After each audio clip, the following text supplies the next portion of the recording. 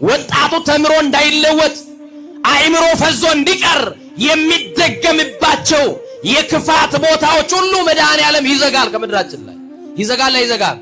ስላሴ እንዲህ አይነት የጥፋት ማህበርተኞችን ከምድር ላይ ያነሳቸዋል። እመኑኝ፣ ሰው ነው ብላ ያማከርከው ሰው ሰነድን እየሸጠ መካሪ መስሎ ገብቶ ፓርቲሽን እያካፈለ የሰው ቤት ገብቶ ትዳር እያፋረሰ ነው ያለው። ሰው እንዳታስገቡ ነግሬያለሁ። ሰው እንዳታስገቡ። ማን ይግባ? ከገባ የዘመመውን ጎጆ የሚያስተካክለው ማን ይግባ? የፈረሰውን የሚያቃናው ማን ይግባ? የደፈረሰውን ሰላም የሚመልሰው ማን ይግባ? የቀዘቀዘውን ፍቅር የሚመልሰው ማን ይግባ? እሱ አይበቃም? ለትዳራችሁ ይበቃል። ዛሬም በህይወታችን ብዙ ጉድለቶች አሉ። ባዶ ነገር ተሸክመን የምንወጣው የምንወርዳለን። ባዶነታችን ደግሞ እንዲሞላልን ወደ እግዚአብሔር የምንጸልያለን። እንዲሞላ ትፈልጋላችሁ? ጸሎታችሁ ቅድመ እግዚአብሔር እንዲደርስ ትፈልጋላችሁ? ጉድለታችሁን እግዚአብሔር በሙላት እንዲቀይርላችሁ ከፈለጋችሁ ሰብራችሁ ያልወጣችሁት አንድ የጥላቻ ግንብ አለ፣ እሱን አፍርሱት። ሰብራችሁ ያልወጣችሁት የዘረኝነት ግንብ አለ፣ እሱን አፍርሱት። እመኑኝ፣ ከክርስቶስና እኛና ክርስቶስ እንዳንገናኝ ጥላ የሆነብን መጋረጃ የሆነብን የከለለን ዘረኝነት ነው። መፍረስ አለበት የለበትም? ኧረ በማርያም የለበትም አለበት። ዕቁብ ገዝተው የገዙት ዕቃ ብፌው ሲሰበር አንድ ቀን፣ ቴሌቪዥኑ ሲሰበር አንድ ቀን፣ ብርጭቆ ሲሰበር አንድ ቀን፣ የቤቱ ዕቃ ተሰብሮ ያለቀ ትዳራችሁ ቀጥሎ እንዳይሰበር መድኃኔዓለም ጣልቃ አስገቡት። ማንን? ብርጭቆ ይተካል። ትዳርን ካጣ ግን አትተካውም። የሰማ ነው። እየተቀበዘበዙ መኖር። ጤናማ ትዳር እንዲኖራችሁ ከመድኃኔዓለም ጋር ስለ ትዳራችሁ ጸልዩ። አንተ ለኔ ቤት የቤቴ ፋና ነህ፣ የቤቴ ድምቀት ነህ፣ ሞገሴ ነህ፣ አንተ ብቻ ግባልኝ፣ አንተ ብቻ በቤቴ ንገስልኝ፣ ለአንተ ስፍራ አለኝ ብላችሁ ስፍራ ሰጣችሁ ቤተ መድኃኔዓለምን አስገቡት እንጂ። የዛሬ ስንት ዓመት ነው ፍልሰታን ተሰልፈ የቆረብከው? የዛሬ ስንት ዓመት ነው ሰዓታት የገባሽው? የዛሬ ስንት ዓመት ነው ማህሌት የቆምሽው ጣኑ የሸተተሽ? ውስጥ ገብተሽ ካስቀደሽ ስንት ዓመት ሆነሽ? ቁጭ ብለሽ ከአባቶችሽ እግር ስር ከመምህረ ንስሐሽ ትምህርት ግሳጼ ትምህርት የሰማሽ ከሰማክ ስንት ዓመት ሆነ? የአባቴን ድምፅ ከሰማ። ይሄ አዲስ ዓመት ሳንቀበል ሊፈርስልን የሚገባ አጥር አለ። ሊፈርስልን በክርስቲያን ድንበር የለውም። ክርስቲያን አጥር የለውም። የታጠረ አጥር ካለ ያንን አጥር አፍርሰን አንድ ልንሆንና ልንግባባ ይገባናል። ሰውን የምንወደው በሰውነቱ እንጂ በቋንቋው በማንነቱ አይደለም። እኛ አይሁዳዊና ሳምራዊ ተባብለን የምንጠያየቅ ዘር የምንቆጣጠር ሰዎች አይደለንም ወገኖቼ። እኛ ተራ መንደር ውስጥ አይደለም ያለነው። የሰማችሁ ነው። ይሄ ወንጌል ከመንደር ውስጥ እንድንወጣ ያደርገናል። ከምን ውስጥ አልኳችሁ? ከመንደር። ያለበለዚያ አይናችን ተገልጦ ክርስቶስን ማየት አንችልም። አይናችን እንዳይበራ የተጋረደብን መጋረጃ አለ። አይናችን እንዳይጠራ እንዳይበራልን የተገነባብን ግንብ አለ። ዛሬ ፈርሶ ወደ ክርስቶስ ህብረት እንድንገባ ነው ይሄ ወንጌል። በስንት አማላጅ ስንት ስልክ እየደወልክ በቀን 50 ጊዜ ድምፅሽን ሳልሰማ እንቅልፍ እምቢ አለኝ፣ እንደው እንጀራ ልበላ አለኝ፣ መሞቴ ነው፣ እንደው ሰማይ ሊደፋብኝ ነው ብለህ እጅ ከገባች በኋላ አሁን የታባሽ አሁን ገብተሻል ምን ልታመጪ አይደለም? ቀድሞ የነበረው ፍቅራችሁ ሳትጋቡ ፍቅራችሁን ትገልጹበት የነበረው ቋንቋ ዘልቆ አሁን አለ እናንተ ትዳር ውስጥ። ያኔ በውበቷ ታደንቃት የነበረች ሚስት ዛሬ ልጅ ሰታ ህይወት ሰታክ። አያ ልጅ ሰታክ ህይወት ሰታ ያኔ ቆንጆ በምትላት ውበቷን አድንቀ እንደ አንቺ ሌላ የተፈጠረ ሴት አለ ብለ በምትገልጽበት ልክ ዛሬ ትገልጽ ይሆን ሚስትህን? እነሱ እኮ ይፈልጋሉ ወገኖች፣ ወንድሞቼ እንዳትሸወዱ። ሴቶች ቀድሞ የነገሯቸው ነገር እንደው ዘለቄታ እንዲኖረው ይፈልጋሉ። እንደው ጠልቶኝ ነው እንዴ ድሮ እኮ እንደዚህ ይለኝ ነበረ አይደለም የምትሉት እናንተ። የልባችሁ ሲናገር ፈገግ ትላላችሁ። የሰማችሁኝ ነው አይደል? አዎ ልክ ችግኝና ሴቶች እንክብካቤ ይወዳሉ። ተንከባከቧቸው ለማለት ያክል። የሰማችሁኝ አይደል? ያልተንከባከቡት ችግኝ መጠውለግ ይጀምራል። ፍቅራችሁ የተወለገባችሁ ትዳራችሁ ውስጥ ያለው የፍቅር ቃል ተለውጦ ሚስት የምትናገረው ለባሏ ማይጥምበት ጊዜ ሆኗል። ባል የሚናገረው ለሚስቱ ማይጥምበት በአንድ ቋንቋ መግባባት አቅቷቸው እንኳንስ ሊፋቀሩ ይቅርና እንኳንስ ሊስማሙ ይቅርና ዛሬ ነገር ሁሉ ተለውጦ በጸብና በክርክር ያለ በመረጣችሁት ምርጫ እስከምትንገሸገሹ ድረስ የምትኖሩበት ኑሮ አለ። ማን ይግባ ወደ ህይወታችሁ? አማራ፣ ኦሮሞ፣ ትግሬ፣ አፋር፣ ሶማሌ ሳንባባል መድኃኔ ዓለም በፍቅር ገመድ ይሰረ። በሰውነት ቋንቋ የምንግባባ ሰዎች ያድርገን። በአንድነት መንፈስ እግዚአብሔር ይጠረን። እኛ የምናመልከው አንድ ጌታ ነው። ስንት ጌታ ነው? ስንት ጌታ ነው? አንድ ጌታ ነው። የምንወርሰውም አንድ መንግስት ነው። ስንት መንግስት ነው? አንድ መንግስት ነው። ስለዚህ ልዩነትን አጥፍተን በአዲሱ ዓመት ስንት እንሁን? ጥላቻን አጥፍተን በፍቅር ስንት እንሁን? መለያየትን አርቀን በፍቅር ስንት እንሁን? ከዛሬ በኋላ በዚህ ዓመት የከሰርናቸውን ኪሳራዎች በሚቀጥለው ዓመት እንድናተርፍ የመጀመሪያው ፈርሶልን ከክርስቶስ ጋር እንድንገናኝ ምን ይፍረስልን? ዘረኝነት በሏ። ምን ይፍረስልን? ይሄንን የዘረኝነትን ግንብ ከቤተ መንግስት እስከ ቤተ ክህነት አፍርሶ ኢትዮጵያውያኖች እንደ ቀድሞ ያዋደን። ማን ያውቃል ዛሬ እንደተለመደው ልመናችንን ጥያቄያችንን ሊመልስልን ያልተስተካከሉ የህይወት ምዕራፎቻችንን ሊያስተካክልልን ጥያቄያችንን ሊመልስ ቋጠሯችንን ሊፈታ የተዘበራረቀቱን የኑሯችንን ጉዳይ ሊሰበስብልን እንቆቅልሽ የሆነ ህይወታችንን ሊመልስልን በትከሻችን ላይ የተሸከምነው ያጎበጠንን ቀና ብለን እንዳንሄድ የከለከለንን በር ዘግቶ ያስለቀሰንን ያስነከሰንን በብቸኝነት ለብቻችን የቆዘምንበትን ለቅርብ ጓደኛ ያልነገርነውን ከእናት ከአባት ከወንድምና ከእህት የቅርቤ ከምንለው የሸሸግነው ለብቻችን የምንተክዝበት ጉዳይ የያዝን ሰዎች እንኖራለን። የእያንዳንዳችንን ጥያቄ ሊመልስ የተቻለው መልሳችን እግዚአብሔር፣ በተዘጋ የሚገባ እግዚአብሔር፣ የዘመናት ጥያቄን በቅጽበት የሚመልሰው እግዚአብሔር መልስ አልባ የሆነው ጥያቄያችሁን ዛሬ በቃሉ ይመልስላችሁ። ለሱ እንድንመች አድርጎ በቃሉ እሳትነት ወርቅ በእሳት ተፈትኖ ወርቅነቱ እንደሚታወቅ በቃሉ እሳትነት እያነጠረ እንደገና አስተካክሎ ይስራል። በስመ አብ ወወልድ ወመንፈስ ቅዱስ አሃዱ አምላክ ዘላለም ሥላሴ በሉ እስቲ። አለመዳችሁም? እስቲ እናንተ አሁን በሉ። በስመ አብ ብላችሁ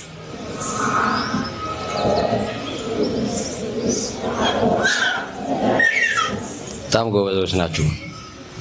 መቃባ ከኔልማ ከናፉራ ቁልቁሉ ዋቀዮ ተኮ አሜን።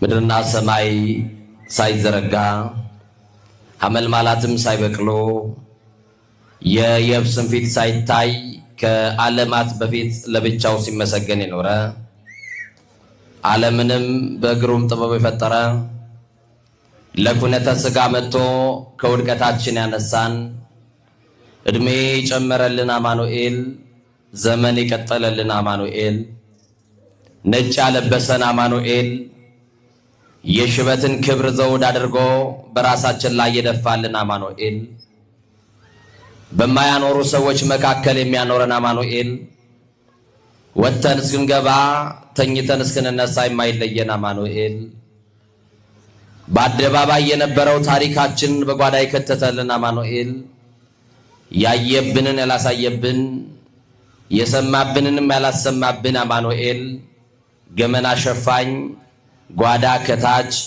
ከባቴ አበሳ የሆነው የድንግል ልጅ መድህን ዓለም ኢየሱስ ክርስቶስ ስለ ጠብቆቱ፣ ስለ ቸርነቱ፣ ስለ በጎነቱ ክብርና ምስጋና አምልኮና ውዳሴ ለገናናው ስሙ ይሁን። የተከበሩ መምህራችን ሊቀ ስዩማን መምህር ነዋይ፣ እዚህ ቤተ መቅደስ የስብከተ ወንጌል ክፍል ኃላፊ ክቡር መምህራችን መጋቤ ሐዲስ ይንታ ቀለመወርቅ፣ ክቡር መምህራችን መምህር ሞቲ በዝማሬ አገልግሎት ጸጋ የበዛላት ዘማሪት እህታችን መስታወት ጣቱን በጠላት ዲያብሎስ ላይ በዝማሬ ያነሳ ዘማሪ ወንድማችን አበበ የቤተ ክርስቲያን የጀርባ አጥንት የምትሆኑ የሰንበት ተማሪዎች አባቶቼ፣ ወንድሞቼ፣ እህቶቼ ጌታ ለመንግስቱ ምሳሌ ያደረጋችሁ ሕፃናት በወደደንና ባከበረን ደግሞም ባፈቀረን በሰላማችን ራስ በኢየሱስ ክርስቶስ ስም ሰላም እላችኋለሁ። እንደምን ዋላችሁ? እንደምን ዋላችሁ? እንደምን ሰነበታችሁ? ቸርነትና ምሕረቱን ይቅርታውን ያበዛልን በምህረቱ በደላችንን የከደነልን አማኑኤል በይቅርታና በምህረቱ አደባባይ ቃሉን ሰምተን እንድናርፍ የጠራን ያሰባሰበን ነውራችንን የሸፈነልን ኃጢአታችንን ይቅር ያለን የማርያም ልጅ ኢየሱስ ክርስቶስ ለስም አጠራሩ ክብር ምስጋና ይድረሰው። ህጥይት አምሳል ለምና አምሳላት ከምሳሌዎች ሁሉ ምሳሌ ታጣላት መዝገበ ምስጢር የቤተ ክርስቲያናችን አንደበት ሰዓሊተ ሕይወቱ ለአዳም መድኃኒታ ለሔዋን የምንላት የእኛ የሰው ዘር የመዳናችን ቁልፍ ምስጢርማ አምላክ የአዲስ ኪዳን ኪሩብ ከሰማይ የረቀቀች ዳግሚት ሰማይ በቀደመ ልመናዋ ፍጥረት የምታስምር አዛኝ የጻድቃን ወዳጅ የኃጥአን አማላጅ እናታችን አማላጃችን መመኪያችን በረሃብ ዘመን በልተን የጠገብንባት መሶባችን ድንግል ማርያም በጥማት ዘመን ጠጥተን የረካንባት ጽዋችን ድንግል ማርያም ልብሳችንም ጉርሳችንም ድንግል ማርያም ዘመዳችን ወገናችን ድንግል ማርያም ባስቸጋሪ ሌሊት ባለቀስን ጊዜ እንባችን የጠረገችልን ድንግል ማርያም ከመከራ ያወጣችን ድንግል ማርያም ከጭንቅ የገላገለችን ድንግል ማርያም እናታችን የኢየሱስ እናት የኛም እናት ወላዲተ አምላክ ቤዛዊተ ዓለም እመብርሃን ኪዳነ ምሕረት ስሟ የተመሰገነ ይሁን። የምትወዷት በደንብ አመስግኗት። ለድንግል ማርያም አሁን እጅ ይሰሰታል እንደው ካጨበጨባችሁ።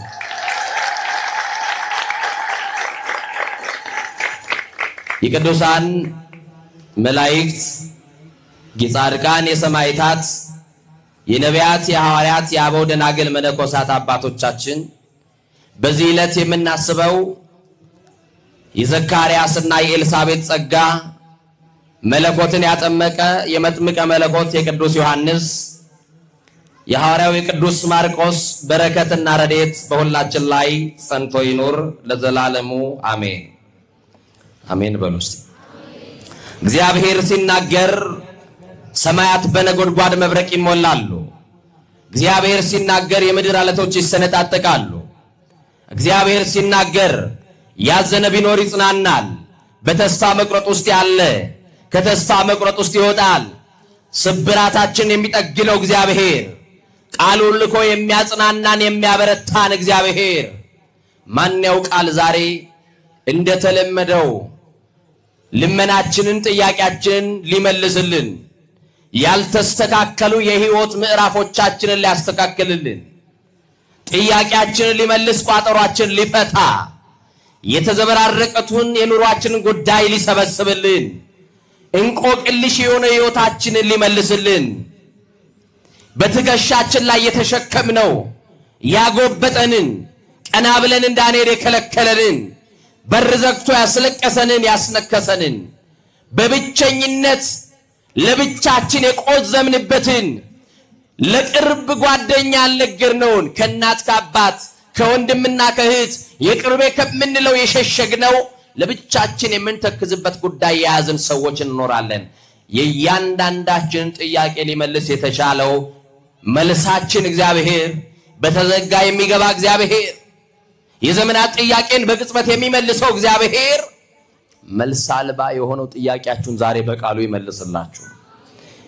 ለሱ እንድንመች አድርጎ በቃሉ እሳትነት ወርቅ በእሳት ተፈትኖ ወርቅነቱ እንደሚታወቅ በቃሉ እሳትነት እያነጠረ እንደገና አስተካክሎ ይስራል። እንደገና ያስተካክለን መድኃኔዓለም። ሊቃውንት ለአእምሮ ዋዘኞች ለጆሮ እግዚአብሔር ደግሞ ለልብ ይናገራል። ሊቃውንት ለአእምሮ ከነገሩን ዋዘኞችም ለጆሮ ካወሩልን የልብ ወዳጃችን እግዚአብሔር ለልባችን የሚነግረን ይበልጣል። ከአለት በላይ የጠነከረው ልባችንን በፍቅሩ መዶሻ ሰብሮ የረቀቀውን አጉልቶ የራቀውን አቅርቦ ምስጢር ገልጦ ጌታ መንፈስ ቅዱስ ሁላችንንም ያስተምረን። ማን ያስተምረን? የምንማማርበት የትምህርታችን ርዕስ የሚሆነው በቅዱስ ዮሐንስ ወንጌል ምዕራፍ 4 ቁጥር 4 ላይ ያለውን ኃይለ ቃል በማንሳት እንነጋገራለን። በሰማርያ ሊያልፍ ግድ ሆነበት ይላል። እስቲ ከኔ ጋር በሉ፣ በሰማርያ ሊያልፍ በሉ፣ ግድ ሆነበት። እስቲ ወንድሞች ብቻ ድምጻችሁን ከፍ አድርጋችሁ በሉ፣ በሰማርያ ሊያልፍ ግድ ሆነበት። እስቲ እናንተ በለጧቸው። እሺ፣ በሰማርያ ሊያልፍ ግድ ሆነበት። ቤት ሊያልፍ፣ በትዳራችሁ ይለፍላችሁ መድኃኒዓለም፣ በንግዳችሁ ይለፍላችሁ መድኃኒዓለም፣ በሚበጠበጠው ጎጆአችሁ ይለፍላችሁ መድኃኒዓለም። እሱ ሲያልፍ የሚስተካከል አለ፣ እሱ ሲያልፍ የሚሞላ አለ። ሊያልፍ ግድ የሆነበት የክብር ባለቤት የሁላችን አባትና አምላክ የበረከት ጌታ የበረከት አባት የሆነው ሰላማችን ክርስቶስ ነው። ይህንን ቃል የመዘገበልን የጌታ ወዳጅ ታኦሎጎስ ፍቁረ እግዚእ የምንለው ወንጌላዊ ቅዱስ ዮሐንስ የመዘገበልን ቃል ነው። እስራኤል የምንላት ሀገር የቆዳ ስፋቷ ከሰሜን እስከ ደቡብ 480 ኪሎ ሜትር ርዝማኔ ያላት ሀገር ናት። ቀድሞ እስራኤል በሶስት ታላላቅ አውራጃዎች ትታወቃለች። ማን አልኳችሁ? በደንብ ጥያቄና መልስ ነው። እናንተ በደንብ መልሱልኝ የምትከታተሉ ከሆነ። ማን አልኳችሁ? እስራኤል በሶስት ታላላቅ አውራጃዎች የተከፈለች ሀገር ናት። ሰሜኑ ገሊላ ይባላል። ማን ይባላል? ገሊላ። መካከለኛው ደግሞ ሰማርያ ይባላል። ማን ይባላል? ደቡብ ደግሞ ይሁዳ ይባላል። ስንት ከተማ ነገርኳችሁ? ስንት ከተማ ነገርኳችሁ? ከአዳማ ቀጥሎ ያለ ከተማ ነገሩኝ። ሞጆ። ከሞጆ ቀጥሎ ያለው አገር ነገሩኝ። እሺ ጥሩ፣ ደብረ ዘይት። አንድ ሰው እቺ ከአዳማ ተነስቶ መዳረሻውን የመጨረሻዋ ከተማ ማናላችሁኝ? ደብረ ዘይት ካደረገ የግድ የትኛዋን ከተማ ማለፍ አለበት? ማን? ሞጆን። የክብር ባለቤት መድኃኔዓለም ከእስራኤል 3 ከተማዎችን ያቋርጣል። ግን ከ3ቱ ከተማዎች በአንደኛው ሊገባ ግድ ሆነበት ይላል። አሁን በቃ የኔ ነገር ነው፣ የኔን ያክል ችግር ያለው ሰው የለም፣ እኔ ያለውበት ሁኔታ ማንም የሌለበት ነው፣ የኔ ጭንቀት ይብሳል፣ የኔ ችግር ይብሳል፣ መውጫ በሌለው ቀዳዳ ውስጥ ነው ያለሁት ብላችሁ የምታስቡ ሰዎች አላችሁ። ክርስቶስ የሚመጣው ካለሽበት ነገር ሊያወጣሽ ግድ ይመጣል። ማን ይመጣል? ማን ይመጣል? ክርስቶስ። ዛሬ በሰማርያ ሊያልፍ ገሊላን ትቶ ይሁዳን ትቶ በዛሽ ከተማ ሊያልፍ ያስገደደበትን ሁኔታ የሁላችንንም ሕይወት ስለሚዳስስ እንማማራለን። በጣም የሚደንቅ ነው። በደቡብ አውራጃ ያሉት ከገሊላ ሰፊ ግንኙነት አላቸው። ከማን ጋር አልኩኝ? ከገሊላ። በመካከል ካለችው ከሰማርያ ግን ምንም አይነት ግንኙነት የላቸውም። የገበያ ትስስር የላቸው። የሰማችሁኝ ነው አይደል? ምን ተፈርዶባት ነው ይቺን ከተማ ታዲያ ያገለሏት የሚለው የዛሬው ርዕሰ ጉዳያችን ነው። በነገራችን ላይ አይሁዳዊ ከቤቱ ሲወጣ 3 ነገር አታሳየኝ ብሎ ጸልዮ ይወጣል። ማን አልኳችሁ? ከቤት ስትወጡ ማንን ነው እንደው ባህላዊ ብላችሁ የምትወጡት? እንደው ዛሬ መድኃኔዓለም መገሌን እንዳታሳየኝ የምትሉ ሰው ይኖራቸዋል አይደል? ያው እሺ፣ እናንተስ ግልጹን ነግራችሁ ወንድሞቼስ እንደው ባታዩት የምትመርጡት ምን ይሆን? አንዳንድ ሰዎች ነገረኛን ሰው ምን አልኳችሁ? ነገረኛን ሰው በር ላይ ተቀምጦ እርምጃችሁ እስኪጠፋ እግርና እግር እስኪማታባችሁ ድረስ ከምላሳቸው የሚወጣው ቃል ቀስም የሚሰብር አይደለ? ስለዚህ የብዙ ሰዎች ምላስ ፈርታችሁ በጓሮ ወጣችሁ በጓሮ መግባት ምርጫ ያደረጋችሁ ሰዎች አላችሁ። እስቲ እናቴ እዛ ጋር እንትና ወጥ ተቀምጣለች እስቲ ይልኝ ብሎ ተሳቆ ሰው የሚያሳይ ሰው አለ። ይሄን ታውቃላችሁ? ነገረኛ ፈርቶ ምን አልኩኝ አይደላችሁም እኮ እናንተ ለምን አትናገሩም? ነገረኛ ብትሉ ምን ችግር አለ? ምን ነው አክሮፋችሁ ነው የምታዩኝ?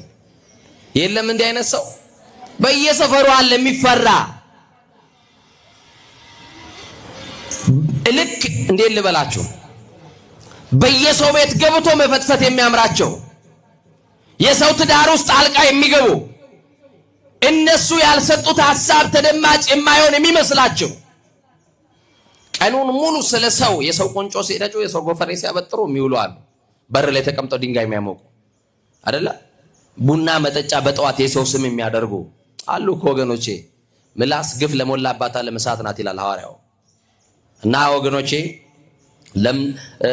አይሁዳዊ ከቤት ሲወጣ ስንት ነገር አታሳየኝ ይላል። የመጀመሪያው ቀራጭ አታሳየኝ ይላል። ምን ቀራጭ?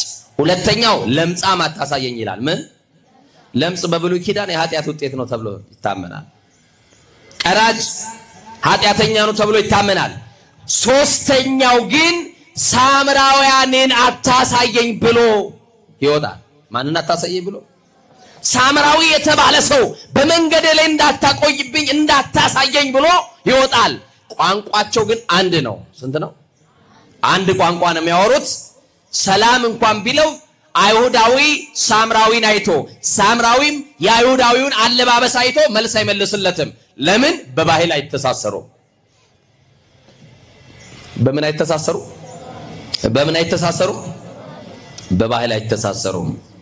በደቡብ ያሉ የእስራኤል ነዋሪዎች ወደ ገሊላ መሄድ ከፈለጉ የሰማርያን ምድር መርገጥ በራሱ ኃጢአት ነው ብለው ስለሚያምኑ እንደዚህ ያደርጋሉ። አንድ ሰው የእስራኤል ነዋሪ የሚሄድበት መዳረሻው ገሊላ ከሆነ የሰማችሁ ነው አይደል? ወይ ደግሞ ይሁዳ ከሆነ እንደዚህ ያደርጋል። በአቋራጭ የሳምራውያንን ከተማ ላለማግኘት ቅድም ብላችሁኛል። አንድ ሰው ደብረ ዘይት ለመሄድ ከአዳማ ከተነሳ ማንን መርገጥ አለበት? ማንን? ሞጆን። ከደብረ ዘይት የተነሳም ሰው አዳማ የሚመጣ ከሆነ መሀል ላይ ያለችው ማንን መርገጥ አለበት? ሞጆን። ያችን ከተማ የሳምራውያንን መንደር ላለመርገጥ በዮርዳኖስ ወንዝ ይዞሩና ይበጡ ነበረ። የግድ ሆኖባቸው ግን በከተማቸው ካለፉ ጫማቸውን ሳይቀር በዮርዳኖስ ወንዝ የነዚህን እርኩሳን ከተማ ረግጠናል ብለው እግራቸውን ይታጠቡ ነበረ። የሰማችሁ ነው። የትምህርታችን ርዕስ ቤት ሊያልፍ ግድ ሆነበት ነው። እቺን እንኳን ያዙና ሄዱ እንጂ ቤት በሰማርያ ሊያልፍ ምን ሆነበት? ምንድነው ክርስቶስን ግድ የሆነበት? የሰራዊት ትእዛዝ መጥቶበት አይደለም ክርስቶስን ግድ ያለበት። በከተማዋ በሳምራውያን ከተማ ጻድቅ ተገኝቶ አይደለም ክርስቶስ እንዲገባ ያስገደደው። በጎ ሰው ተገኝቶባት አይደለም ከተማዋ ክርስቶስ እንዲገባ ግድ ያለበት። ታዲያ ምንድነው ያስገደደው? ይሄንን ከኔ ጋር እንድትሉ ለምናቸዋለሁ። ግድ ያለው በሉ የገዛ ምህረቱና ቸርነቱ ነው። አንቺ ቤት ሊገባ ቸርነቱ ያስገድደዋል። ምን ስለሆነ? ቸር ስለሆነ በሉኛ። የኛ ቤትማ ለክርስቶስ አይበቃም። የኔና የናንተ ጎጆማ ለክርስቶስ ምቹ አይደለም። ጌታን ለመቀበል ብቁ አይደለም ቤታችን። የኛን የምስኪኖቹን ቤት ግን ክርስቶስ ሳይጸየፍ የሚመጣበት ጉዳይ እኔና አንቺ ከብቃታችን አይደለም። ጻድቅ ሆነን ተገኝተን አይደለም። የሰራዊት ትእዛዝ መጥቶበት አይደለም። የገዛ ምሕረቱ አንቺ ቤት ሊገባ ያስገድደዋል። የገዛ ምኑ? የገዛ ቸርነቱ አንተ ቤት ሊገባ ያስገድደዋል። ለዚህ እኮ ነው መዝሙረኛው ዳዊት ግነዩ ለእግዚአብሔር እስመ ኄር እስመ ለዓለም ምሕረቱ፣ ቸር ነውና ምሕረቱ ለዘላለም ነውና። ባሕረ ምሕረቱ ሰፊ ነው እግዚአብሔር። የትዕግስቱ ብዛት አይመረመርም። ይቅር ባይ ነው። ከባት ያበሳ ነው። በደልን የሚደመስስ ነው። ኃጢአትን ይቅር የሚል ነው። አይደለም? እውነት ሐሰት እውነት። የገዛ ምኑ አልኳችሁ? ምሕረቱና ቸርነቱ። ስለዚህ ጌታ የገዛ ምሕረትና ቸርነቱ አስገድዶት ወደ ሰማርያ ሲገባ 5 ግንቦችን ሊያፈርስ ገባ። ስንትም ግንቦችን? የመጀመሪያው ላይ ብናወራ ደስ ይለኛል ካለን ሰዓት አኳያ። የመጀመሪያው በሰማርያ ሊያልፍ ግድ የሆነበት የዘረኝነትን ግንብ ሊያፈርስ ግድ ሆነበት። እናንተ መልሱልኝ። የዘረኝነትን ግንብ በሉ። ሊያፈርስ ምን ሆነበት? ይሄ የዘረኝነት ግንብ ይፍረስ አይፍረስ? የጥላቻ ግንብ ይፍረስ አይፍረስ? የመለያየት ግንብ ይፍረስ አይፍረስ? ቋንቋችንን ያደበላለቀ የማያግባባን የማያስናማን በአንድነታችን ላይ አመድ የደፋብን በአንዱ ቋንቋ እንዳንግባባ የከፋፈልን ደግሞ የተገነባብንን የክፋት ግንብ ሊያፈርስ የሚችል ደግሞ ስልጣን ያለው የናዝሬቱ ተስፋ የማርያም ልጅ ኢየሱስ ክርስቶስ ነው። ለስም አጠራሩ ክብር ምስጋና ይግባው። የዘረኝነትን ግንብ ሊያፈርስ ግድ ሆነበት። የምንን ግንብ? የዘረኝነት ግንብ ካልፈረሰ በቀር ወደ እግዚአብሔር ከተማ መግባት አትችሉም። ወደማ ከተማ አልኳችሁ? ወደ ቅዱሳኑ ህብረት ለመድረስ የዘረኝነት ግንብ የተገነባብን ግንብ መፍረስ አለበት። ቤተክርስቲያናችንማ ስንዱ ናት። በቅዳሴያችን ዘውትር እንዲህ ትላለች። ከኔ ጋር ናችሁ? ካህኑ መሰዊያውን እየዞረ ጽና እያጠነ እግዚአብሔር አምላክነ በከማን አልከ ጥቅማ ለኢያሪኮ በእደ ኢያሱ ገብርከ ወልደ ነዌ ከማሁ አንል ጥቅመ ኃጢአት ወኃጢአተ ኩሉ ሕዝብከ። እግዚአብሔር አምላካችን ሆይ ቀድሞ በነዌ ልጅ በኢያሱ የኢያሪኮን የኃጢአታቸውን ግንብ እንዳፈረስክላቸው ይላል። የምንን ግንብ እንዳፈረስክላቸው? ግድ የላችሁም። ይሰማል ድምጼ? የምንን ግንብ እንዳፈረስክላቸው? አቤት የኃጢአታቸውን ግንብ እንዳፈረስክላቸው ይላል። የኔንና የሕዝብን የኃጢአታችን ግንብ አፍርስልን ብሎ ካህኑ ይጸልያል። መድኃኔ ዓለም የኔንና የናንተን የተገነባብንን የክፋት ግንብ መዳንን የሚያፍርስልን። ያ ግንብ ሲፈርስልን ወደ ክርስቶስ መንግስት እንገባለን። ወደ ክርስቶስ መንግስት እንዳንገባ የከለከለን የዘረኝነት ግንብ አለ። ይሄንን ሊያፈርስላቸው ክርስቶስ ሊገባ ግድ አለበት ይላል። ማን ግድ አለበት? ማን ግድ አለበት? ክርስቶስ ግድ አለበት። ይገርማል። ጌታ መንፈስ ቅዱስ ለሁላችንም የጥላቻን ግንብ ያፍርስልን። ኢትዮጵያውያኖች የጥላቻን ግንብ ያፍርስልን። የመለያየትን ግንብ ያፍርስልን። የዘረኝነትን ግንብ ያፍርስልን። ወደ እግዚአብሔር መንግስት አያደርሰንም ልዩነት። እግዚአብሔር የፍቅር አምላክ ነው። እግዚአብሔር አንድ ስንሆንለት ይወዳል። ምስራቅና ምዕራብ ሰሜንና ደቡብ ስንባባል እግዚአብሔር አይወድም። አትቆጣጠሩ። ዘር ለማንም አይጠቅመውም። ወገኖቼ ይቺ ምድር መቆያ እንጂ መኖሪያ አይደለችም። እንቆይባታለን እንጂ አንኖርባትም። የሆነ ጊዜ ስንጠየቅ በእግዚአብሔር ፊት እያንዳንዳችን እንቆማለን። እመኑኝ። በማፊት እንቆማለን። በማፊት እንቆማለን። እያንዳንዳችን በክርስቶስ ፊት እንቆማለን። ምንም ጥርጥር የለው። በማፊት እንቆማለን። በክርስቶስ ፊት እንቆማለን። በእግዚአብሔር ፊት ስንቆም እግዚአብሔር እኔና እናንተን የሚያውቀን ባወራነው ቋንቋ አይደለም፣ በተገኘንበት ቤተሰብ አይደለም፣ ከመጣንበት ከተገኘንበትም ዘር አይደለም። እግዚአብሔር እኔና እናንተን የሚያውቀን አንድ መታወቂያ አለን። የሰማችሁኝ ነው? የመጀመሪያ የደሙ ማህተም ነው። ምን አልኳችሁ? የምኑ ማህተም? የደሙ ማህተም። ልጆች መሆናችን ነው የሚረጋገጠው። ከዛ በኋላ ግን ጥያቄ አለን። ምን ተገበርኪ አይቴ ነበርኪ? ምን ተገበርከ አይቴ ነበርከ? የት ነበርክ? ምን ሰራህ ብሎ ይጠይቀናል እንጂ መድኃኔዓለም የትኛውን ቋንቋ ስታወራ ኖርክ ብሎ እግዚአብሔር አይጠይቀንም። ከቤተ መንግስት ብንወለድ፣ ከድሆች መንደር ብንገኝ፣ ባለጠጋ ብንሆን፣ ድሃ ብንሆን፣ ባለስልጣን ብንሆን፣ ተራ ሰው ብንሆን፣ ረጅም ብንሆን፣ አጭር ብንሆን፣ ቀይ ብንሆን፣ ጥቁር ብንሆን እግዚአብሔር ይሄንን ጥያቄ አይጠይቀንም። የት ነበርክ ይላል። በጽድቁ ብላችሁ እንድትመልሱ፣ በቤተ መቅደስ ብላችሁ እንድትመልሱ፣ ንስሐ ገብቼ ብላችሁ እንድትመልሱ፣ ስጋህን በልቼ ብላችሁ እንድትመልሱ፣ ደምህን ጠጥቼ ብላችሁ እንድትመልሱ፣ የቀማሁትን መልሼ ብላችሁ እንድትመልሱ፣ የበደልኩትን ቅሼን ክሼ እንደተጻፈው እንዳንተ ቃል ኖሬ ብለን እንድንመልስ ማን ይርዳን? ማን ይርዳን? የመጀመሪያው ክርስቶስን ያስገደደው ቅድም እንደነገርኳችሁ ወደ ከተማዋ እንዲገባ ያስገደደው የገዛ ምሕረቱና ቸርነቱ ነው። በዚህም 5 ግንቦችን አፍርሶ ምሕረትና ቸርነቱን አሳይቶናል። ምን አፍርሶ አልኩኝ? አይሁዳውያን ሳምራውያንን የሚጠሏቸውና የሚጸየፏቸው ከአሕዛብ ጋር በጋብቻ ተሳስራቸዋል ብለው ነው። ከማን ጋር? ከአሕዛብ ጋር። ሳምራውያን ግን በምርጫ የገቡበት ሳይሆን በቀኝ ግዛት የተያዙበት ነው። ወደው አይደለም። ይገርማቸዋል። ከሳሾቹ ራሱ ክስ አለባቸው። እነማን? ከኔ ጋር ናችሁ አላችሁ እዚህ? እኔ ከዛ ድረስ መጥቼ እዚህ ከሌላችሁ ደው ለሰው ምዘኑ እንጂ ምን አልኳችሁ? አሁን ልጆች ምን በወጣችሁ የምትሰሙኝ እናንተማ ልጆች ይጆል አቤት እግዚኦ። እነሱ ምን አለባቸው? እንደው እነሱ ልብ ብናገኝ ጥሩ ነው አይደል? ጨዋታ ላይ እኮ ናቸው። በቃ እኛ ያዝነው ሰማያዊ ምስጢር ነው። እየሰማችሁ ነው? የሆነ ብቻ የተገነባብን ግን ባለፈ ያን ፈርሶ ክርስቶስ እንድናየው ነው የምንፈልገው ዛሬ። እየሰማችሁ ነው? ይሄ አዲስ ዓመት ሳንቀበል ሊፈርስልን የሚገባ አጥር አለ። ሊፈርስልን በክርስቲያን ድንበር የለውም። ክርስቲያን አጥር የለውም። የታጠረ አጥር ካለ ያንን አጥር አፍርሰን አንድ ልንሆንና ልንግባባ ይገባናል። ሰውን የምንወደው በሰውነቱ እንጂ በቋንቋው በማንነቱ አይደለም።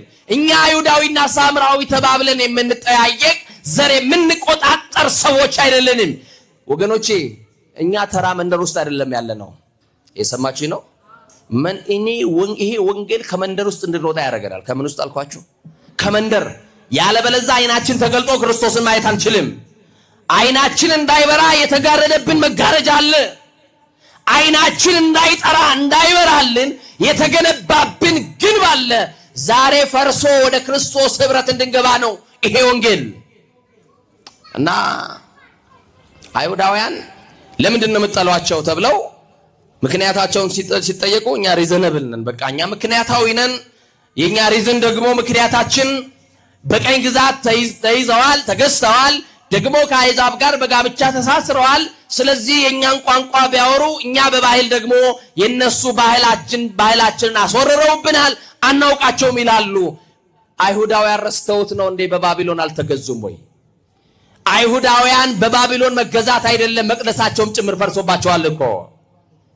ይሄንን ታሪክ ረስተው ግን ምክንያት በሌለው ጥላቻ ውስጥ በጣም የሚገርም ነው። በዘር የተመሰረተ ጥላቻ ምክንያት የለሽ ነው። እውነት ሐሰት? በማርያም እውነት ሐሰት? ድገሙና ንገሩኝ። በዘር የተመሰረተ ጥላቻ በሉ ምክንያት የለሽ ነው። ምን የለሽ ነው? ምክንያት። ዘረኝነት ከጥንት እስከ ዛሬ የሰው ልጆች ትልቅ ፈተና ነው።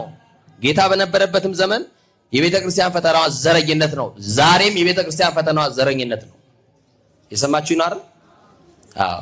መንደር ውስጥ ገብተናል እኛ። እናንተን እንኳን ልናወጣ እኛ መንደር ውስጥ ነው ያለነው። ማን ይድረስልን? ማን ከመንደር ጎትቶ ያውጣል? አዎ። ለራሳቸው ብቻ ሲሆን መብራት የሚሆኑ ለሌላው የሚጠፉ የሚጨልቡ፣ ከክልላቸው ከአካባቢያቸው ወጥተው መብራት ማይሆኑ ሰዎች አሉ። ወንጌል ግን ይህ አይደለም። ቅዱሳን የሚሆኑ ንጹሃን የሚሆኑ ደቀ መዛሙርቱን ወደ ዓለም ላከ እንጂ በማናቸውም ላይ አጥር እንዳለባቸው ክርስቶስ አልነገራቸው። የሰማችሁ ነው አይደል? በቃ ወንጌል አትታጠር ማጥር የለባትም። ወንጌል ሲገባችሁ ደግሞ አጥሩን ጥሳችሁ መሄድ አለባችሁ። የሰማችሁ ነው አይደል? እና ዘረኝነት እንዴት ይሻራል? የብዙ ሰው ጥያቄ ነው። ዘረኝነት የሚሻረው በርዕዮተ ዓለም በነገስታቱ ጥንካሬ ሳይሆን በኢየሱስ ክርስቶስ ነው የሚሻረው። በማን? ሽሮ እኮ አሳየን። ይኸውላችሁ ዘረኝነትን ሊያፈርስ ሰማርያ ገብቶ እኮ አሳየን። ሰላም የማይባባሉ ወገኖችን ሲያስማማ፣ አይሁዳዊ በነካበት ሳምራዊ አይበላም። አይሁዳዊ እጁን ዘርግቶ ሳምራዊን አይጨብጠውም።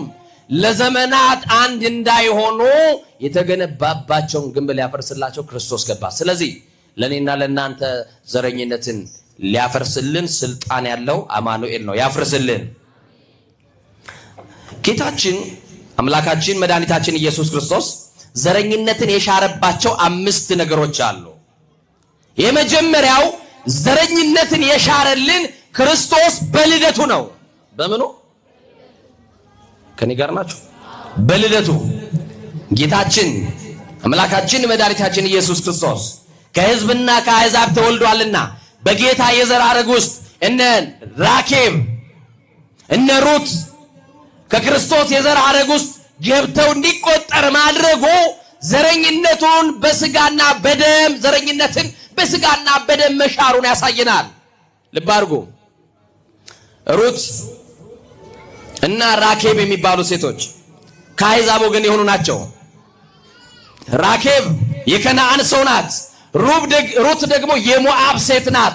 ሞዓባዊቷም ከነናይቷም በክርስቶስ የዘር ሐረግ እንዲቆጠሩ ክርስቶስ አደረጋቸው። ይሄ የሚያሳየን ክርስቶስ ዘረኝነትን በጽንሰ ሐሳብ ሳይሆን በደምና በስጋ እንደሻረልን ነው። እስቲ ክርስቶስ ዘረኝነትን በሉ በስጋና በደም ሽሮልናል። እስቲ የተሻረ ዘረኝነት ላይ የተኛ ሰው ካለ ይንካ። እስቲ አመስግኑት እግዚአብሔር። በሰማርያ ላይ አልፈ ምን ሆነበት? በደንብ መልሱልኝ እህቶች፣ አንድ ጊዜ ወንድሞቼ፣ እስቲ ወደዛ ድምጻችሁን ልስማ፣ ናፈቀኝ። በሰማርያ ላይ አልፍ ምን ሆነበት? ምን ሊያፈርስ ነው ግድ የሆነበት አልኳችሁ? የዘረኝነት ምን ግንብ? የምንን ግንብ? የዘረኝነትን ግንብ ሊያፈርስ። ጌታችን ራሱ ስጋዊ ልደቱ እኮ ከአይሁድ ነው። ከምንድን ነው አልኳችሁ? ከአይሁድ ነው። አይሁዳውያን ሳምራውያን ጠርቶ መሬታቸውን ጭምር ይጸየፋሉ። አያችሁ፣ እንደዚህ አይነት ጥላቻ ማንነታቸውን ብቻ አይደለም መሬታቸውን መርገጥ እንኳን ይጸየፋሉ። ኢየሱስ ክርስቶስ ግን አይሁዳዊ የሳምራውያንን መሬት መርገጥ በሚጸየፍበት ከተማዋን ረገጠ። ምን አላት? ከተማችንን ይርገጥና የተገነባውን ግንብ መድኃኔዓለም ያፍርስልን። እና የሰማርያ ምድር ከረገጠው ጫማቸውን በዮርዳኖስ ወንዝ እንደሚያጥቡ ያውቃል ክርስቶስ። እሱ ግን ይህንን ዘረኝነት አስተሳሰብ ሊሽር ወደ ሰማርያ መጣ ይለናል። ከኔ ጋር ናችሁ? የቅዱስ ዮሐንስ ወንጌል ምዕራፍ 4 ቁጥር 2 ጀምራችሁ ስታነቡ ደቀ መዛሙርቱ እንጀራ ሊገዙ ወደ ገበያ ሄዱ። በ6 ሰዓት ያዕቆብ ለልጁ ባስቆፈረው የውሃ ጉድጓድ በአትክልቱ ስፍራ ሲካር በተባለ የውሃ ምንጭ ጋር ክርስቶስ ሄደ ይላል። ዛሬ ከሕይወት ምንጭ የተጠማናለን፣ ክርስቶስ ይምጣልን። ወደ ውሃው ጉድጓድ የመጣበት ሰዓት 6 ሰዓት ነው። ሰዓቱን ያዙልኝ። ስንት ሰዓት? ዝም ብሎ አይደለም ይሄ ሰዓት። ያንቺን ነገር ሊያስተካክል እግዚአብሔር የ6 ሰዓት ጊዜ ይጠብቃል። 6 ሰዓት የምትታገሽበት 6 ሰዓት ክርስቶስን ለመጠበቅ ትዕግስት አለሽ ወይ ነው። ስንት ሰዓት አልኳችሁ? 6 ሰዓት። በ6 ሰዓት በገሊላ በይሁዳም በሰማርያም ውሃ የሚቀዳበት ሰዓት አይደለም፣ ውሃ የሚጠጣበት ሰዓት ነው። ምን የሚልበት? ለምንድን ነው በ6 ሰዓት ውሃ የማይቀዳበት ምክንያት ብላችሁ ከጠየቃችሁኝ፣ ከተማው ሀገሩ በረሃ ነው። ሌሊት ሰው እስከ እንቅልፉ ሳይነቃ በሌሊት የቀዘቀዘውን ውሃ ከጉድጓዱ ይቀዱና በእንስራቸው ተሸክመው ወደ ቤት ይሄዳሉ። በዘመኑ የነበረ ፍሪጅ አለ። መሬት ይቆፍሩና ጨርቅ ያነጥፉበትና ከመሬት ያንን ቀዝቃዛውን ውሃ ይቀብሩታል እንዳይሞቅባቸው። ባሎቻቸው ከስራ ሲመጡ ደክሟቸው ቀዝቃዛ ውሃ ይፈልጋሉና ያን ሌሊት የቀዱትን በ6 ሰዓት ምሳ አቅርበውላቸው ውሃ ያጠጧቸዋል። ስለዚህ ውሃ የሚጠጣበት እንጂ የሚቀዳበት ሰዓት አይደለም። 6 ሰዓት ውሃ ምን የሚልበት ሰዓት ነው? ምን የሚልበት? የሚጠጣበት። ስለዚህ ምን የሚልበት ሰዓት አይደለም፣ የሚቀዳበት ሰዓት አይደለም። ለምንድን ነው ክርስቶስ ለብቻው ሲሆን ደቀ መዛሙርቱ ገበያ ሲሄዱ ለብቻው ወደ ውሃው ጉድጓድ የመጣበት ምክንያት የምትሉ ጥያቄ የምትጠይቁ ሰዎች ትኖራላችሁ። የሚደንቅ ምስጢር ነው። በ6 ሰዓት ወደ ውሃው ምንጭ ሄደ። አንዲት ሴት እንስራዋን ይዛ መቅጃ ይዛ ውሃ ልትቀዳ ክንብንቧን በራሷ ደፍታ መላ የሰማርያ ሴቶች ለባሎቻቸው ውሃ ሊቀዱ ሊያጠጧቸው በራቸውን ሲዘጉ ሰው አየኝ አላየኝ ብላ ድምጿን አጥፍታ በከተማዋ መኖሯ እንዳይሰማ ሰው ፈርታ በጓሮ ገብታ በጓሮ የምትወጣ ሳምራዊት ሴት ነበረች። ውሃ ልትቀዳ መጣ። ጎንበስ ብላ ውሃው ጉድጓድ ርቆባት አንድ መቅጃ ውሃ እንኳን ወደ እንስራዋ ሳጥል ክርስቶስ በጀርባዋ ቆመና እንዲህ አላት፣ አንቺ ሴት አላት። ምን አላት? ሴትነት ክብር አይደለም እንዴ? አንቺ ሴት ውሃ ጠጭኝ አላት። ምን አጠጭኝ? የጠማው ግን ማን ይሆን? አቤት አቤት፣ እሷ ናት። አንቺ ሴት ውሃ ጠጭኝ ሲላት ንግግሩን ሰማችና ካቀረቀረችበት ካጎነበሰችበት ጉድጓድ ቀና ብላ ስትመለከተው የአይሁዳውያንን አለባበስ የለበሰ ነው። አይሁድ ከሳምራውያን ጋር ደግሞ አይተባበሩም። ነግሬያቸዋለሁ። እንኳን ቆመው ሊያወሩ ከተማቸውን እንኳን ከረገጡ እግራቸውን ያጥባሉ ብያቸዋለሁ። እንዲህ አይነት ጥላቻ ውስጥ ነው ያሉት። ተገረመች። ባህል አይፈቅድም፣ ስርዓት ወግ ይከለክለናል። እኔ ሳምራዊ አንተ አይሁዳዊ እንዴት ከኔ ከሳምራዊቷ ውሃ ልትጠጣ ትለምናለህ አለችው። አይገርምም? አይገርምም ወገኖች? እኔ ምናዊ አለችው። ምናዊ? ሳምራዊ። አንተ ምናዊ አለችው። ለውሃ ዘር መቁጠር አይሁዳዊ ሳምራዊ መባባል አይገርምም ወይ? አንተ አይሁዳዊ ነህ፣ ባህል አይፈቅድልንም። እኔ ደግሞ ሳምራዊ ነኝ፣ ባህል ይከለክለናል። እንዴት ልትጠይቀኝ ቻልክ አለችው። ጌታችን ኢየሱስም እንዲህ አላት፣ የእግዚአብሔርን ስጦታና ውሃ። እስቲ እግዚአብሔርን ስጦታ በሉ። ውሃ የማን ስጦታ ነው? ንገሩኛ። የእግዚአብሔርን ስጦታና ውሃ አጠጭኝ ብሎ የሚለምንሽ ማን እንደሆነ ብታውቂ አንቺ ደግሞ በለመንሽው ነበር፣ እሱም የሕይወት ውሃ በሰጠሽ ነበር አላት። ግን አውቀዋለች ክርስቶስ እንደሆነ? አውቀዋለች ወይ? አላወቀችውም። ማን እንደሆነ ብታውቂ የለመነሽ የጠየቀሽ ማን እንደሆነ አላወቅሽም እንጂ ብታውቂ አይሁዳዊ አትይኝም ነበረ፣ ብታውቂ ዘሬን አትቆጥሪም ነበረ። አንቺ እኔ ሳይሆን መለምነው አንቺ ራስሽ የሕይወት ውሃ እኔን ትለምኝኝ ነበር አላት። ምክንያት አመጣች። አሁን ቅድም ምክንያቷ ምናዊ ነው ብላ ነው። ውሃ ማታጠጣበት ምክንያት ምናዊ ነው ብላ። አሁን ሌላኛው ምክንያት አመጣች። ምን ብላ? መቅጃ እንኳን የለህም አለችው። ምን የለህም? እሷ ግን ምን ይዛለች? መቅጃ። ምን ይዛለች? የሷን መቅጃ እሱም አይነካበት ምክንያት አይሁዳዊ በነካበት ሳምራዊ አይጠጣም። ጥላቻቸውን አያችሁ? አይሁዳዊ የነካውን ሳምራዊ ከነካ ረክሰናል ብለው ያስባሉ። ሳምራውያን የያዙትን ዕቃ አይሁዳዊ ከነካ ረክሰናል ብለው ያስባሉ። ስለዚህ መቅጃ ምን የለ? መቅጃ የለህም። ሁለተኛው ቀጥሎ ያለው ምክንያቷ ደግሞ ጉድጓዱም ጥልቅ ነው አለችው። ጉድጓዱ ምንድን ነው አለችው? ጥልቅ ነው።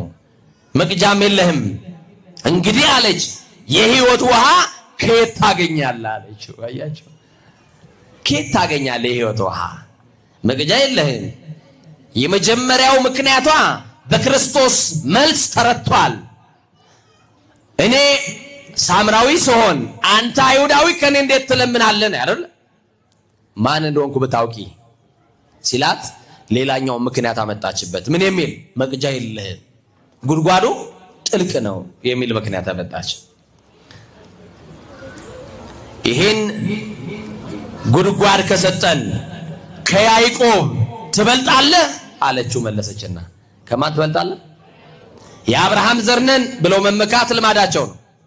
የያዕቆብ ዘመድ የይስሐቅ ዘር ነን የገሌ ዘር ነን እያሉ መመካት ልማዳቸው ነው። ዛሬ ባልኖሩበት ማንነታቸው የገሌ ዘር ነን እያሉ የሚፎክሩ ሰዎች አሉ። የሉ?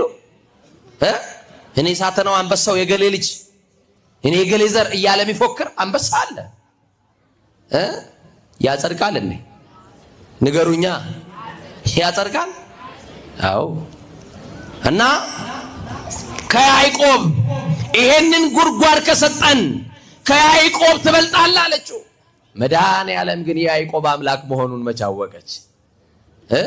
ያዕቆብ ሳይፈጠር የነበረ ያዕቆብንም የፈጠረ ጌታ እንደሆነ ግን አላወቀችም አለችው። ከያዕቆብ ትበልጣለህ አለችና ቀጥላ እንዲህ አለችው፣ ያዕቆብም እስቲ በሉ ልጆቹም ከብቶቹም ከዚህ ውሃ ጠጥተዋል። እነማን የጠጡት? ጌታ ደግሞ መለሳ፣ ከዚህ ውሃ የሚጠጣ እንደገና ይጠማል አላት። የሰማችሁ ነው? ከየትኛው ውሃ የሚጠጣ? ከዚህ ውሃ የሚጠጣ። በሌሊት ቀርተው ወደ ቤት የገቡትም ነገ ተመልሰው ሊቀዱ ይመጣሉ። አንቺም ዛሬ ቀርተሽ ቤትሽ ብትሄጂ ነገ ትመጫለሽ። ይሄ የሚያስጠማ ውሃ ነው። ጥምሽ የሚቆረጥበት ውሃ ግን እኔ ጋር አለ ሲላት ነው። ጥማችንን የሚቆርጠው ማን ነው? የህይወት እርካታችን ማን ነው? እግዚአብሔር ነው። እና ከዚህ ውሃ የሚጠጣ ሁሉ ዳግመኛ ይጠማል። እኔ ከምሰጠው የሚጠጣ ግን ለዘላለም አይጠማም አላት። ክብር ለመድኃኔዓለም ይሁን። እሱ ከሚሰጠው የሚጠጣ ለዘላለም አይጠማም። ወገኖቼ የዚህ ዓለም ምግብ የዚህ ዓለም መብል ጠዋት ቢበሉት ለከሳት ይርባል። የዚህ ዓለም መጠጥ ጠዋት ቢጠጡት ለከሳት ምን ይላል? ይጠማል። ጥማችን የቆረጠልን እርካታችን። እስራኤልን በምድረ በዳ የተከተለ አለት፣ ያ አለት ክርስቶስ ነው። ጠጥተው ጥማቸው የተቆረጠላቸው ወገኖቼ፣ ጠዋት ተነስቶ ሰው ሁሉ ስጋ ቤት ነው አይደል? ከዚህ ቁረጥ ከዚህ ፍለጥ ሲል ነው የምታገኙት አይደል? ምግብ ቤት ነው ሰው ያለው። ገንዘብ ከፍሎ እየበላ ውድ ቤት እየገባ ይበላል ይጠጣል። ቤቱን በልቶ አይጠግብም፣ ውጭ ሞቶ ይበላል ይጠጣል አይደለ? እነዚህ ማላችሁ እኛ የቤት ሰዎች ነን ብላችሁ ነው። እና ተሰልፈን የምንቆርብበት ዘመን ይናፍቃል አይናፍቅም? ንገሩኝ እንጂ እስቲ ንገሩኝ። እናንተ ተሰልፋችሁ ከቆረባችሁ አሁን ሂሳብ አስሉ። ቤት ስትገቡ የዛሬ ስንት ዓመት ነው ፍልሰታን ተሰልፈ የቆረብከው? የዛሬ ስንት ዓመት ነው ሰዓታት የገባሽው? የዛሬ ስንት ዓመት ነው ማህሌት የቆምሽው? ጣኑ የሸተተሽ ውስጥ ገብተሽ ካስቀደሽ ስንት ዓመት ሆነሽ? ቁጭ ብለሽ ከአባቶችሽ እግር ስር ከመምህረ ንስሐሽ ትምህርት ግሳጼ ትምህርት የሰማሽ ከሰማክ ስንት ዓመት ሆነ? የአባቴን ድምፅ ከሰማ አያችሁ አይደል? የዚህ ዓለም ምግብ ጠዋት ቢበሉት ለከሳት ይጠማል አይደል? ጌታችንም እኮ ያለኔ ነው። አቅድሙ ስንቀክሙ፣ ስንቃችሁን አስቀድሙ። ስንቅ የሌለው መንገደኛ በመንገድ ይራባል። ስንቅ የሌለው መንገደኛ በመንገድ ይጠማል። ሰማይን የሚያክል ዳገት መቃብርን የሚያክል ቁልቁለት ያለበት ሰውማ ያለ ስንቅ እንዴት ይችላል? ወገኖቼ ስንቁ ስጋውና ደሙ ነው። አስቡበት። በትዳር ያላችሁ አስቡበት። ወጣቶች ወጣትነታችሁን ጠብቁ። ስጋውና ደሙን ተቀብላችሁ መቅደስ ሰውነታችሁን ጠብቃችሁ እንዳትኖሩ አይከለክላችሁ። እግዚአብሔር በልጅ የባረካችሁ አስቡበት። ለስጋው ደሙ እግዚአብሔር ወደ ምስጢራት እንዲያደርሰን ቅዱስ ፈቃዱ ይሆነልን። እኔ ከምሰጠው የሚጠጣ ለዘላለም ምን አይልም? አይጠማም። እኔ የምሰጠው ውሃ በውስጡ ለዘላለም ሕይወት የሚፈልቅ የውሃ ምንጭ ይሆንለታል እንጂ አላት። ሴቲቱም እንዳልጠማ አለችው። ምን እንዳልን? እስቲ መድኃኔዓለምን እንደዚህ በሉት፣ እንዳልጠማ በሉት እስቲ በሉት። እንደዛ አለችው፣ እንዳልጠማ ዳግመኛ ውሃ ልቀዳ እንዳልመጣ። እሷ ግን ስለ ስንፍናዋ ነው ያለችው። ለምን ካላችሁ የሰማርያ ሴቶች እንዳያዋት ነው በ6 ሰዓት የመጣችው። የሰማችሁ ይናል። ትዳር ያልሆነላት ሴት ነች። ባሎቿ ያልበረከቱላት ሴት፣ ወልዳ ያላቀፈች ሴት፣ ከማህበረሰብ የተገለለች ሴት፣ ምንም አይነት ማህበራዊ ተሳትፎ የሌላት ሴት ናት። የወለደ ሰው መጠየቅ አትችልም። የሞተ ሰው ወጣ መቀበር አትችልም። ክርስቶስ የዘረኝነትን ግንብ ካፈረሰ በኋላ ቀጥሎ ለሴቲቱ የሚያፈርስላት ግንብ የጾታ ግንብ ነው። የምን ግንብ? እስቲ የጾታ ግንብ በሉ። በሴትነቷ የተገነባባት ግንብ ወጣ እንዳትጠይቅ ገና ለገና ትዳሯ ስላልተባረከ ከማህበረሰብ ያገለሏት ሴት ናት። አንድ የሰማርያ ሴትን በቀን የማታገኟን ሴት ወደ ማህበረሰቡ ሊደምራት የተገነባባትን የጥላቻ የጾታ ግንብ ሊያፈርስላትን ጭምር ነው ክርስቶስ የገባው እና እንዳልጠማ ዳግመኛ ውሃ ልቀዳ እንዳልመጣ እባክህ ከዚህ ውሃ ስጠኝ አለችው። ጌታም እንዲህ አላት፣ እንግዲያውስ ባልሽን ጠርተሽ ነይ አላት። ምንሽን ጠርተሽ? መልሱልኝ ዛሬ እስቲ። ባልሽን ጠርተሽ ነይ። ባሎች ቀለበታችሁ ከ12 ሰዓት እስከ ስንት ሰዓት ነው እጃችሁ ለሚቀመጠው? ታውቁታላችሁ። ደግሞ ትዳራችሁን አክብራችሁ የምትኖሩም ታምናችሁ የምትኖሩም አይ እኔ እኮ ቀለበት እኮ ጣትን እንጂ ልብን አያስርም ብዬ ነው ብላችሁ ወለቅ የምታደርጓላችሁ። የሰማችሁን አይደል? የገባችሁበትን ቃል ኪዳን አስቡ። ማን ያህል ሚስትህማ አታየክም። እኔ ይገርመኛል ባሎች ትዳራቸውን ጠብቀው እንዲኖሩ በእጅ በእግር ብለ ያስገባትን እጅ ያስገባትን ሚስት እንደወረደብን እንዳትሉ ወደ እነሱ ሄድላቸዋለሁ። እሺ እናንተ እንዳታኮርፉኝ ደግሞ ባላንስ አደርጋለሁ።